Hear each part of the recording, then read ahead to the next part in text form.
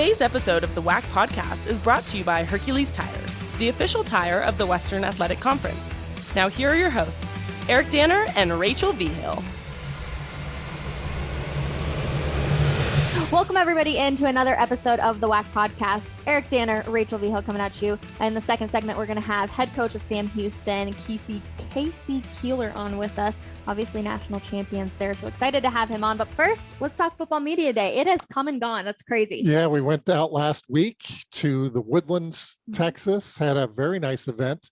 We had several rooms. You had an opportunity to talk to everybody live on the WAC Digital Network and on Facebook Live. I had an opportunity to be in what they called one of the breakaway rooms and talk to everybody one-on-one. So got a chance to talk to all the coaches and players. And that's one of the most fun things we get to do, honestly, Rachel, because we talk every week to different people around the conference, but it's different when you get to see them face to face. Absolutely. And being able to talk to players, you know, a lot of times we talk to the coaches and the coaches sometimes can run the conversations, but when you can hear players' insight, it's so much fun and such a joy. And we also had another room. We called it the green screen room that we'll kind of see as the year goes along. But that was a lot of fun. Michael Navarrete was running that room, and we got some help from Sam Houston.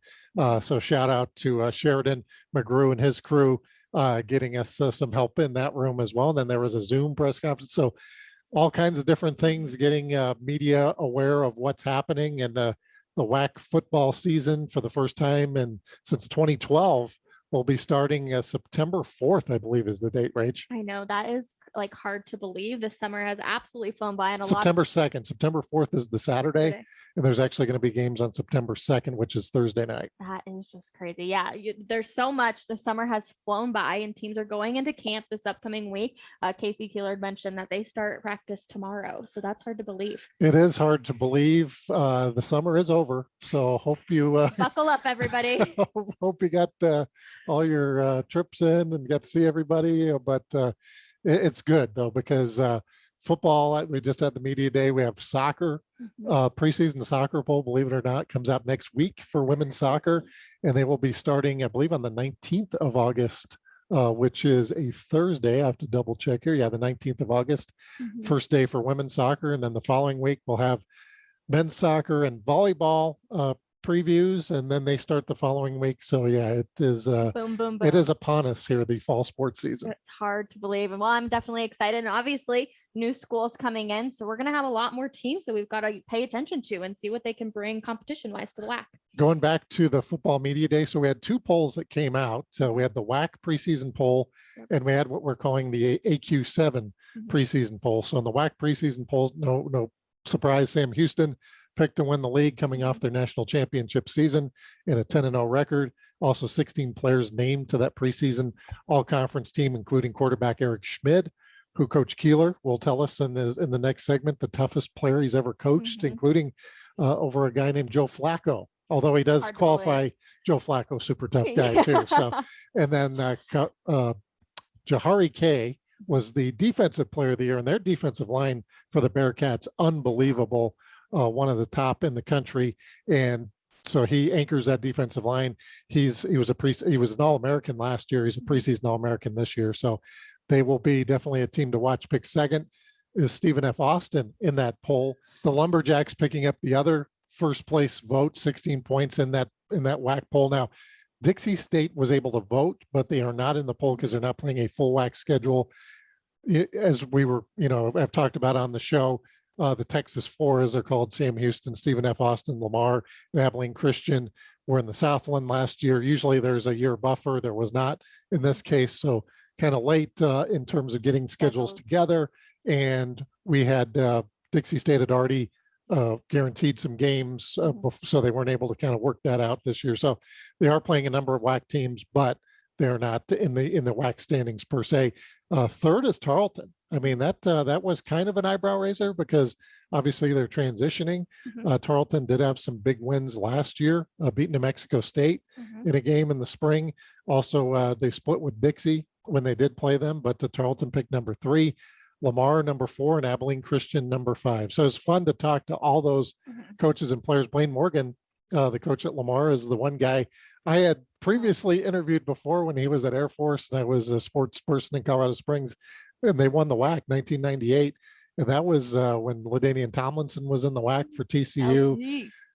Blaine was a co-offensive player of the year in the WAC. So he's definitely got some WAC ties there. So a lot of fun and a lot of interesting things that we'll kind of find out as the year goes along. And it's always so funny. It's one of the questions I asked both Lamar and Appling Christian being at the bottom of the poll was, does that bother you at all? When people don't pick you to win or anything like that?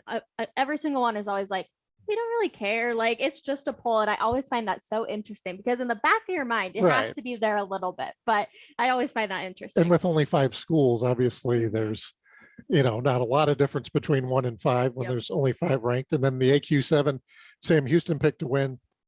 There's an alliance with the ASUN in the AQ7. So we have Central Arkansas, Jacksonville State, Eastern Kentucky to go with the Texas 4, as we've called them. Tarleton and Dixie not eligible for that poll as they are both transitioning to Division I. So the purpose of that AQ7 is to produce an AQ, an automatic qualifier for the FCS playoffs. And chances are hopefully more than one of those schools will be in the playoffs this year. Yeah, we'll see. It's crazy to think that football is back in the WAC. I'm so excited for it. Honestly, September 2nd, can't come soon. Can't believe it. Coming up next, we're going to talk with Sam Houston head football coach Casey Keeler. You're listening to the WAC Podcast. Hercules Tires is the official tire of the Western Athletic Conference, and for over 65 years has been providing tires with unbeatable quality at an unmatched value. Whatever the vehicle and whatever the terrain, Hercules Tires invites you to ride on our strength. For a retailer near you, visit HerculesTires.com. Welcome back to the WAC Podcast. Eric Danner, Rachel Vigil with Sam Houston's head coach for football, Casey Keeler. Coach, how you doing today? Great, guys. How you doing? We're doing well. We know you're getting excited with obviously fall camp starting up tomorrow for you. What emotions come with a new season after winning a national championship? It's so unusual that, first of all, you have the short time frame. But what's even more unusual, you have all the same faces back. We literally have every starter and most of the significant backups back off this team. And then the university was great to me. They allowed me to sign a full class. So we're a little heavy in terms of our numbers in training camp because everyone's back and plus we signed a full class. But it's such a great group to be around. You don't win a national championship unless you have special people. Not only just talented football players, but just great people. And so it's a lot of fun to be around. And, all the memories and everything that we went through is awesome. But now kind of the focus on playing Northern Arizona, which is, that's kind of how we do it. That's our first game. And at this point, that's all we talk about. We're talking with head coach Casey Keeler of Sam Houston University and defending national champions. And coach, you mentioned you had that spring season, not much of a break. And we saw you last week at the Woodlands at WAC Football Media Day, and you're already talking Northern Arizona. Did you have a summer break this year, or how did you approach that? Yeah, it was kind of unusual. We all came back June 28th, and we had a great parade. I mean, the town of Huntsville just turned out. We don't have any kids on campus, but the town was just phenomenal. And I told them there's a couple of philosophies we're going to live by. First of all, we can say the word repeat up until August 4th. Then after August 4th, it's all about playing, Northern Arizona. So there's just those kind of things. We sort of got a mindset. We're not the defending national champions. We're the attacking national champions. Because when you defend something, you're less aggressive than when you attack something. So we sort of laid the ground rules about how we were going to approach this thing, and I told them to enjoy it. I mean, take some time to really enjoy this thing. Typically, you would have 9 months to kind of savor the whole thing. We're doing this in a very short time frame, but at the same time, August 4th is here, and we want to focus in on playing in Northern Arizona. So it's a kind of fine line you walk where you want them to enjoy it because it was such a great accomplishment. There will be an asterisk. The asterisk will be this was the hardest thing anyone's ever done before, playing for a national championship through a pandemic. But at the same time, it felt so good. Let's see if we can try to do it again. Coach, how do you go about handling the pressure or helping your team handle the pressure, knowing that every single game you go for, these teams are going to have a little bit extra motivation? Yeah, I think, just looking at my past history and trying to explain to them that in 2004, I had lost a lot of great players in 2003, our national championship in Delaware. And there was some moving parts, but in front of a packed house, almost 23,000, we lost to New Hampshire, and when I was a player in 1979, we didn't make the playoffs in 1980, even though we had a great team and went 9-2, we didn't make the playoffs. So there's nothing guaranteed. Sometimes I think for those young players, they went and won a national championship. They think this is just what you do. Well, there's a lot of hard work in front of us. The good news is that we won 5 nail biters, 5 one-play games. The bad news, there's a lot of teams as good as we are.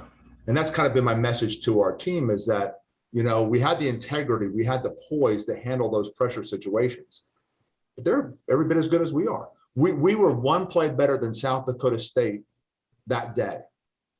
But South Dakota State's every bit as good as we are. It's just that we were one play better that day. So it makes you understand that we have to get better. The mindset is that staying status quo is not going to be the way to go here. We have to get better.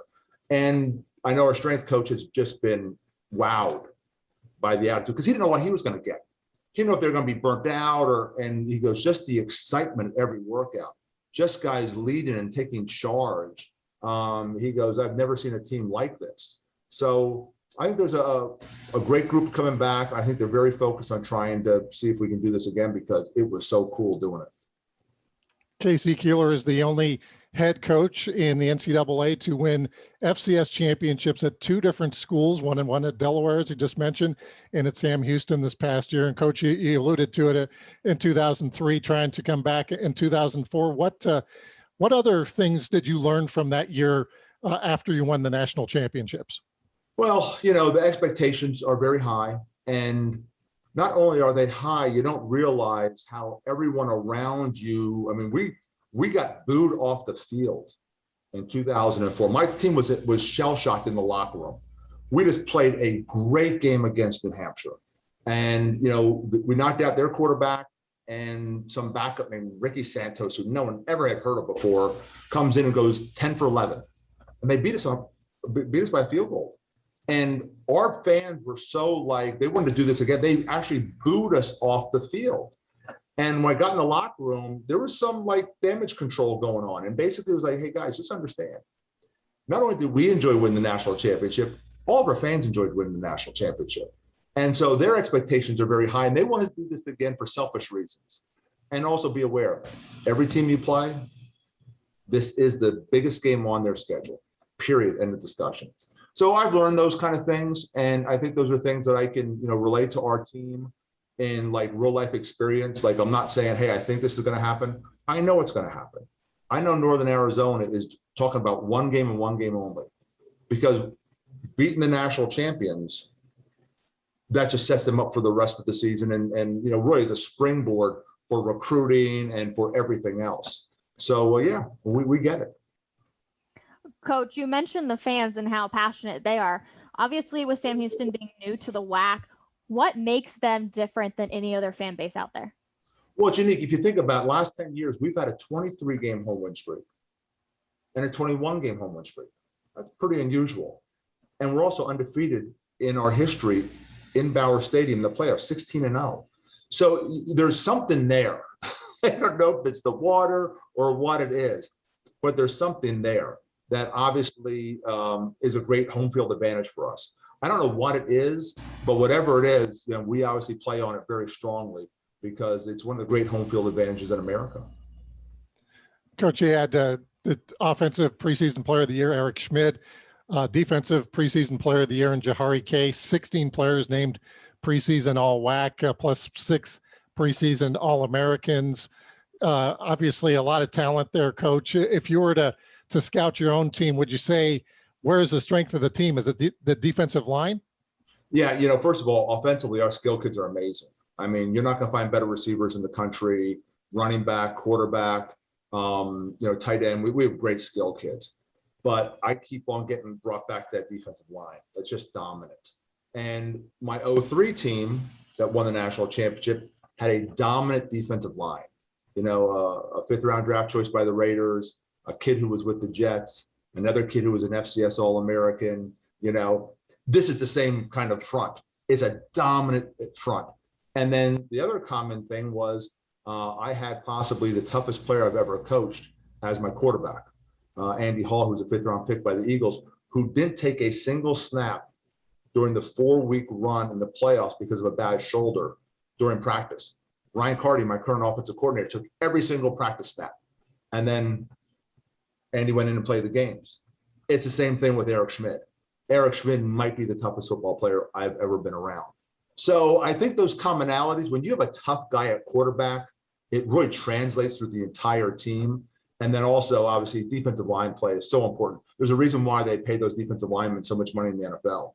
I mean, they really change the course of an entire team if you have a great defensive line. And not only do I have like 3 or 4, I have like 5 or 6. So, again, I think that's the heart and soul of the team. Coach, why is Eric one of the toughest players you've ever coached, or the toughest player you've ever coached? Yeah, he doesn't he's just so unassuming, but he just will keep on getting back up and going in. He's a coach's son from Texas. Enough said. Dad's a legendary coach. The expectations are just that you just go rub some dirt on it and go play. Back in the old days when we actually used to play on dirt, just go, the old saying was just rub some dirt on it and go back in. Eric doesn't know anything else. Then that's what his job is to do. If he's bleeding from the mouth, just okay, put something in there to stop the bleeding. If he turns his ankle, okay, just tape it up. I mean, they had 2 players go down in the South Dakota State game, and we ran Eric off the field to get his ankle taped up because he had fallen down and he could barely walk. And Mike Dare, the backup quarterback's like, okay, maybe I'm going to go in. And Eric got back in before the players from South Dakota State walked off the field. But that's Eric. He's just so unassuming when it comes to those kind of things. Coach Keeler, you mentioned Eric Schmidt, and of course you've had, when you say toughest player ever, I think Joe Flacco was a player that you had on your team. So that's Joe takes some hits too, and that's one of the things I always remark about Joe is that you don't realize. First of all, Joe's almost 6'7". He's a big man, and the story I was talking about Joe is Joe comes into me after his junior year and wants to play baseball, and I can sort of have like a little bit of a personality at times. I go, baseball? Who are you going to play for? He goes, Delaware. I said, we have a team? He goes, yeah, we have a team. I said, no. I said, you're not playing baseball. I said, you do realize you're going to be a draft choice next year. And his exact words, because you think someone's going to draft me next year. I said, I've done this a long time. You need to work during spring ball. You have a lot of things that you need to work on, but everything's there. I went down to see my offensive coordinator. I said, call his dad. It was his dad's idea. Call his dad, not playing baseball. And we still laugh about this to this day, that he wanted to play baseball during the junior going into his senior year, because he thought he was going to hedge his bets. Like, okay, if I don't make it in football, I can make it in baseball. But Joe, again, the great quarterbacks, they're all tough guys. Joe was a tough guy. Well, he probably owes you a lot on that one, Coach, obviously being very successful in the NFL there. But Coach, I guess, thank you so much for hopping on with us. We really do appreciate it. I always love hearing the stories that, you wouldn't normally hear, but coaches can kind of give you a little bit of insight. So thank you so much. We appreciate the time. Absolutely. Appreciate you. Thank you. That is Casey Keeler, the head coach at Sam Houston. And thanks everybody for listening to this episode of the WAC Podcast. Make sure to follow us on Facebook, Instagram, Twitter, and YouTube. And check out our website at wacsports.com.